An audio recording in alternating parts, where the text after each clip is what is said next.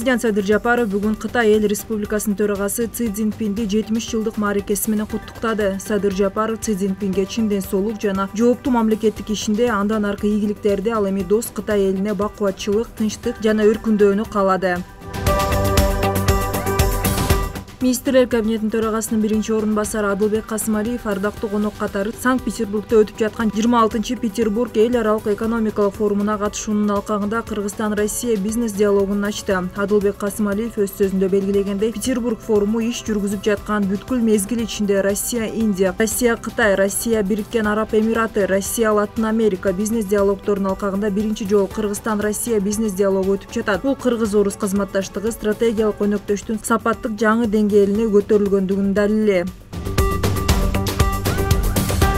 Бишкек мэрі Эмилбек Абдыкадыров Кытайдын Циндао шаарында өтүп жаткан коомдук дипломатия жана ШКУнун боордош шаарларынын форумдарына катышты. Форумдун жүрүшүндө мэр сөз сүйлөп, анда мындай иш-чаралар Шанхай кызматташтык уюмунун алкагында практикалык кызматташууну активдештирүүгө, анын потенциалын жана эл аралык деңгээлин жогорулатууга түрткү берип жаткандыгын белгиледи.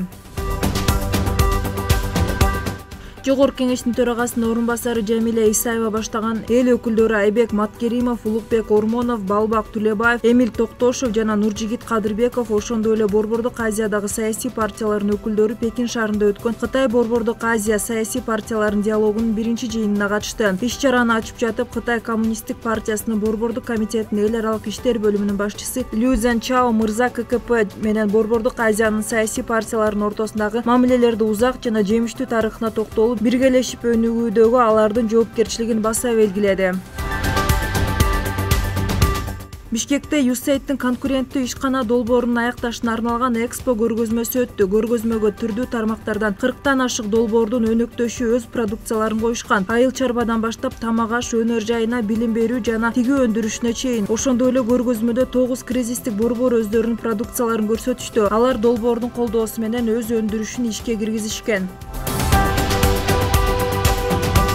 Кыргызстандын улуттук курама командасынын башкы машыктыруучусу Штефан Таркович Кафа Nations Cup 2023 турниринин алкагында алдыдагы Иранга каршы оюнда команданын курамын жарыялады. Кыргызстан менен Ирандын курама командаларынын беттеши өтөт. Эртең 16-июнда Бишкектеги Дөлөн Өмүрзаков атындагы стадиондо өтөт. Командалар финалга чыгуу үчүн күрөшөт. Алдыдагы оюндун жеңүүчүсү алтын үчүн күрөшүн улантса, жеңилген команда коло үчүн күрөшүн улантат.